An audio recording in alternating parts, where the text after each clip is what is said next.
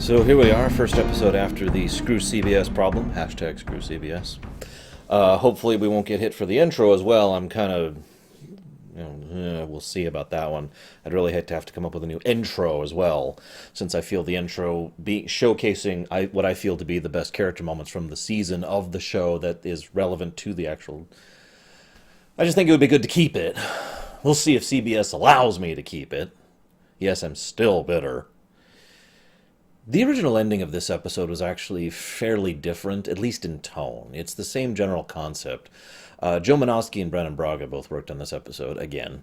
But this was primarily a Joe Menosky episode, and it really shows. We'll talk more about why in a bit. But Menosky really, the original ending, he found it much superior, and I'm going to talk about that more at the end when we actually get to the ending, but I mentioned it here because it's basically like all of the interviews about this episode that I read in my magazines were all about Joe Menosky being like, oh my god, they changed the ending, and nobody would talk about anything else. It was a little silly, actually. So, whatever. So, you could tell this is a Joe Menosky script because the premise is really, really stupid. There's a character who was a crew member who was known by the members of the crew for months that we've never seen before and will never see again, who died, and all records of her were erased, and everyone is pretending she never existed. That's the premise. Sorry for spoiling it, by the way, but I mean, you walk into these expecting spoilers, right? Right? I hope so, because the entire first act of the episode is all about the mystery building up to that reveal. I just blurted out in 10 seconds. I gotta admit, this is just such a dumb premise, but I like it. I like it because they do something with it. I'm going to be building up to my final point in this one. I've got a little bracket there for my actual final point, so we'll get to that. But I do want to say this. This could have been really easily fixed with one tiny change. Change it from Ensign, I don't even remember her name, to Joseph Carey. Now, I am expecting most of you to be like, who? And some of you to be like, Google. I'll go ahead and tell you. He was the semi-recurring engineer who was in the early part of the season, and actually will be seen on the show after this point in time.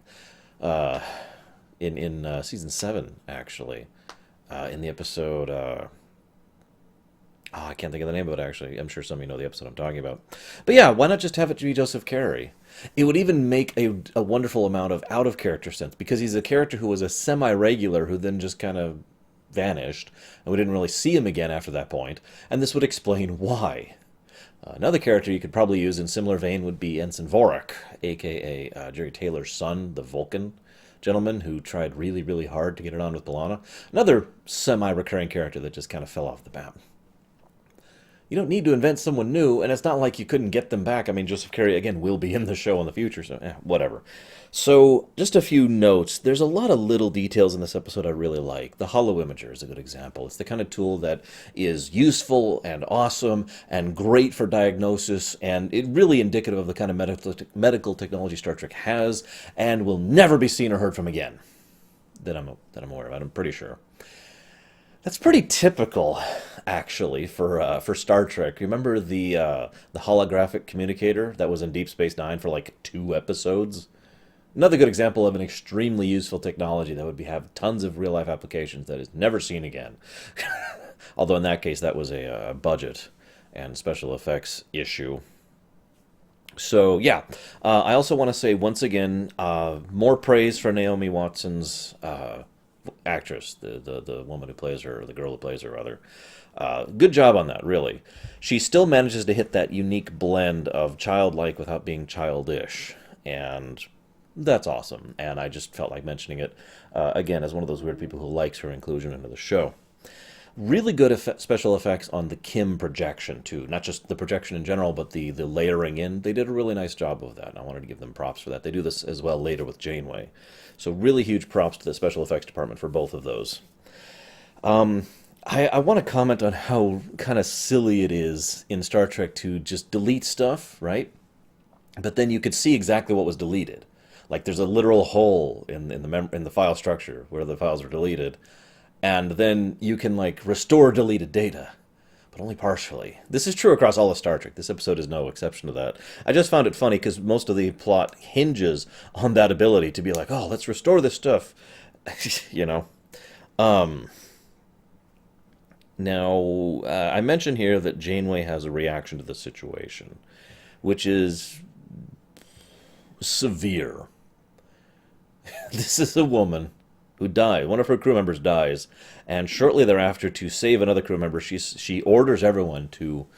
Well, I mean, other people apparently agree with it, given Tom's reaction at least, but everyone just is basically like, no, we're never going to mention her ever again. We're going to erase her from reality.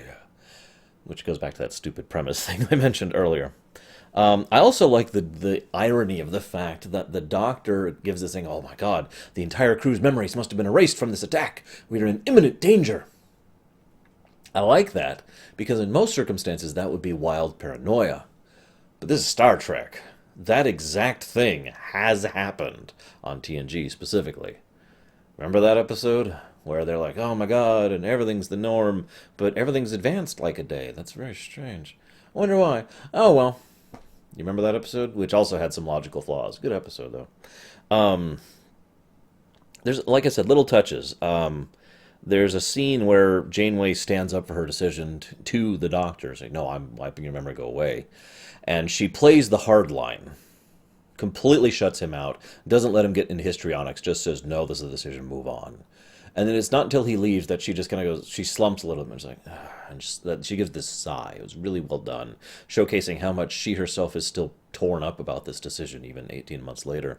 I also like the fact that there's this little dish that he puts the mobile emitter on. It's a nice little thing with a little padding on it. I like it because it's a little touch. I mean, how many of you have little things where you put things that matter to you? You know, your keys to your car, for example. I know some people just toss them wherever. But some people, they think, well, this is important, so I want to put it exactly here. So not only do I know where it is, but so it's kept safe. It's a surprisingly small human touch, ironically, which I find to be a nice little thing. There was one other touch that I wanted to mention. Oh, it looks like I actually forgot to write it down. Oh, well, whatever. I also like the build-up. The first act, this is effectively a two-act set, even though Star Trek usually is in a 3 to 5 act format, determined by leg cramps. Ow! Determined by commercial breaks, actually. But in this case, I feel this is definitively a two-act structured story. The first act is the mystery, the build-up. Oh my gosh, what happened and why? And this is thing, but oh my god, Janeway's in on it, but something happened. Oh no. And this whole time you're just thinking, oh, what? And the mystery just builds and builds and builds until we learn the truth. And the initial reaction to the truth is something along the lines of, well, who cares? Until we see the very next scene, which is the consequence of the truth. And then we see the doctor in the present have the same exact breakdown, just... And then we begin the second act, which I'll talk more about at the end of this. Nice construction.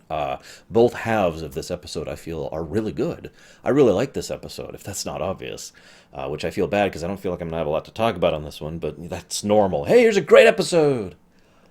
Okay, moving on, you know.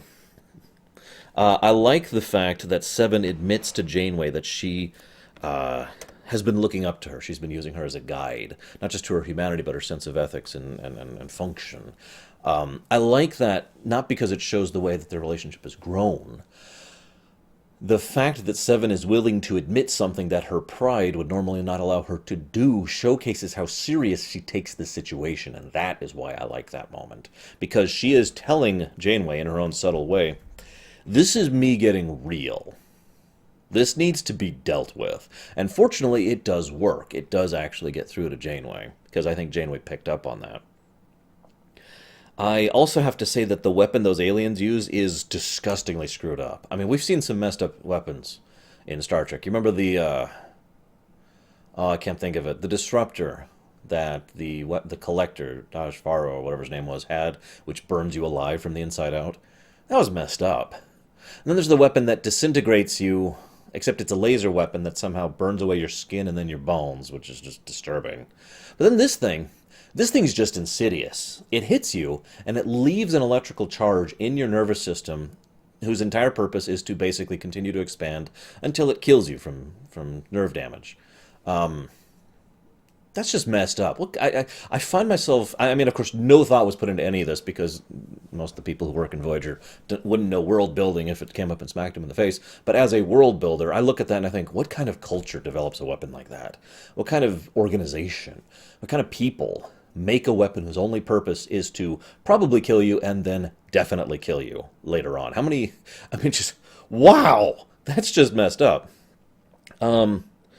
There's a line that Tom says to the Doctor in the past, in the flashback.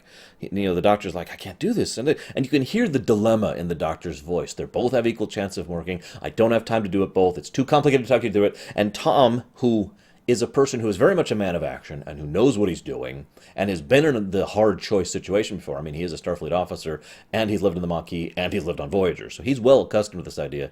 He turns to him and he says, and I quote, make a choice before we lose them both.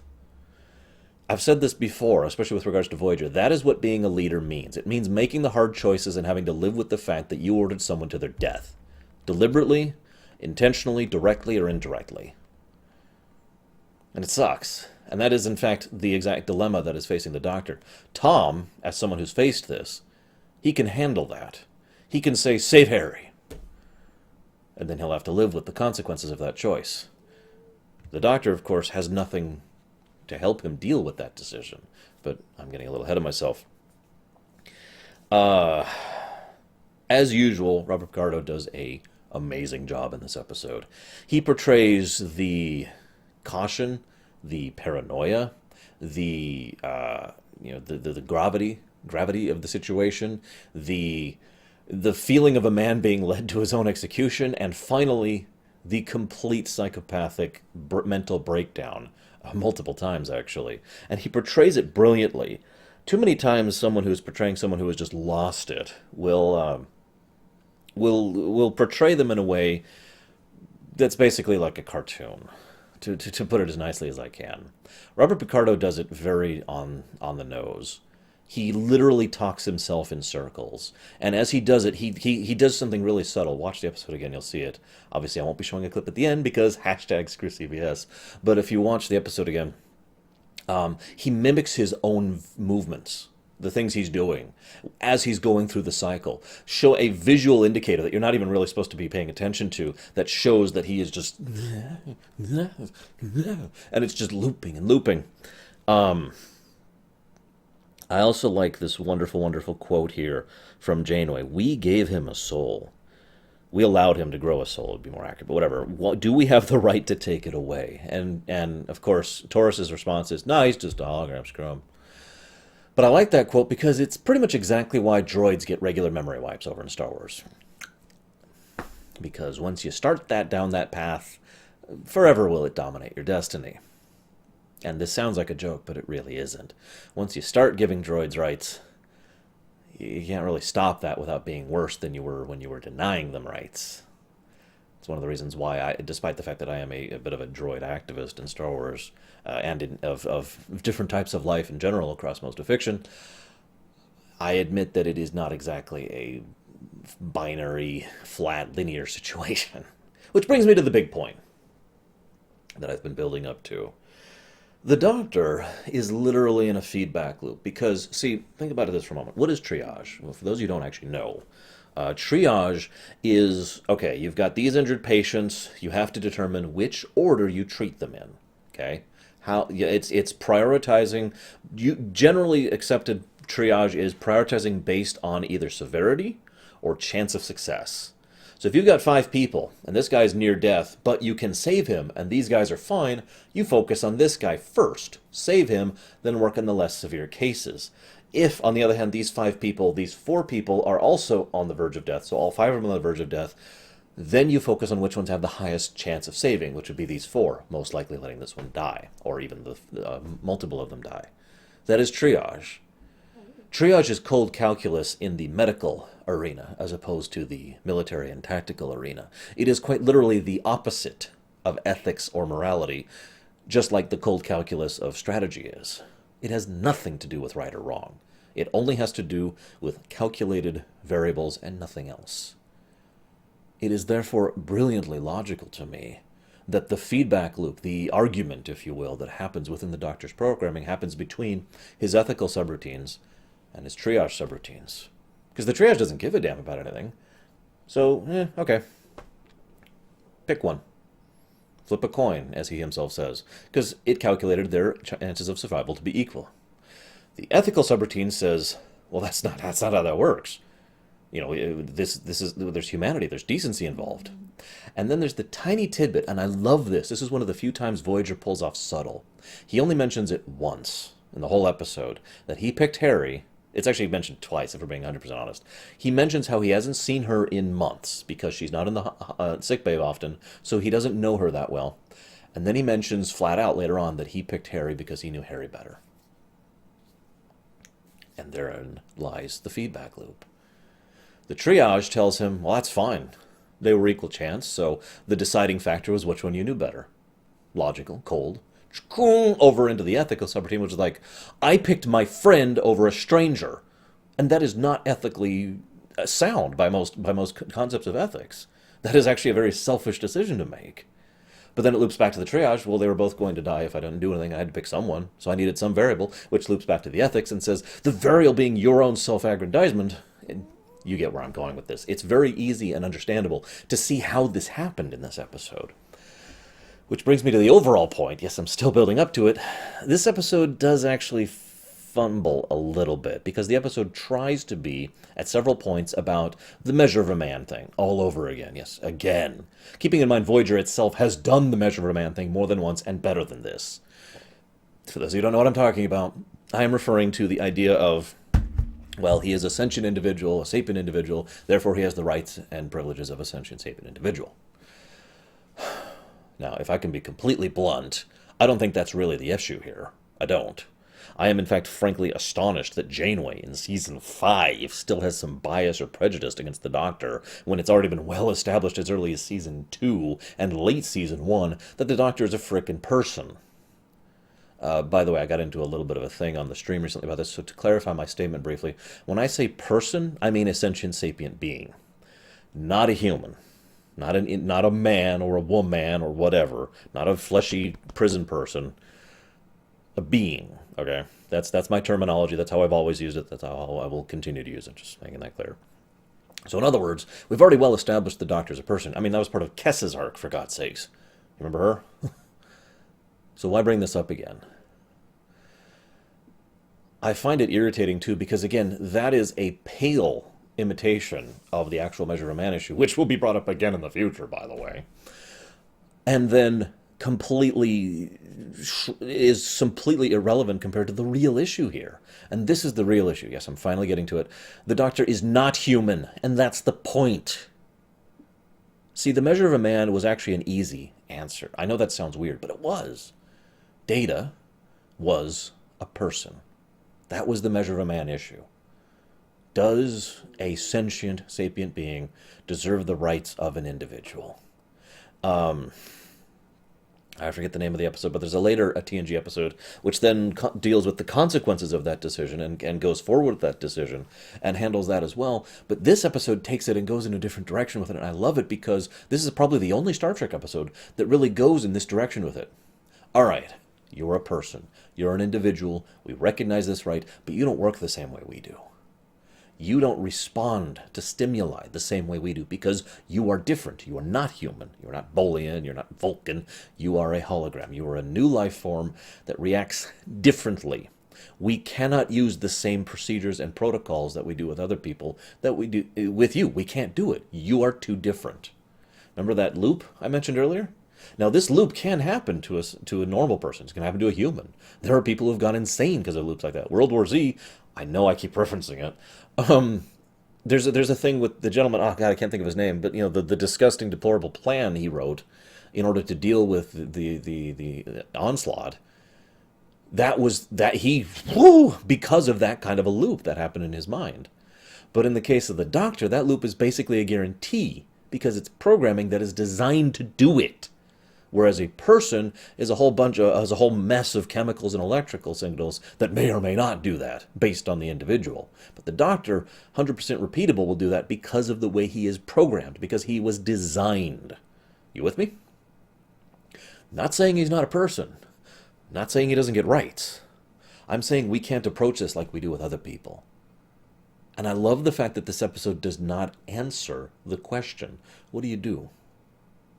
Do you let this person suffer under what is effectively a mental illness that you have the power to fix to preserve their right to know the truth and whatnot? Or do you reprogram them, fix the imbalance by erasing part of their memory and as a result of that part of their personality in order to help them for their own good? Neither of these answers are good. Neither of these answers are ethically correct. Not really. It's a very rare example that Voyager especially, but Star Trek in general, pulls off an actual gray decision where there is no clear and definitive this is what should happen. And I think that's one of the things I really like about this episode. Because what would you do? And again, the great irony is this is the same choice the Doctor himself had. There was no correct answer between her and him. There wasn't. There was which person do you save, and no matter what you do, the other one dies.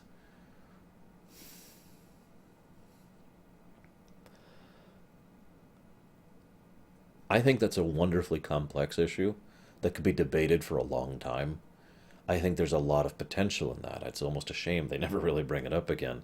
But I will give the credits to the episode in both endings that were designed, the original by Joe Menosky and the rewrite by Braga, which we actually see in the episode.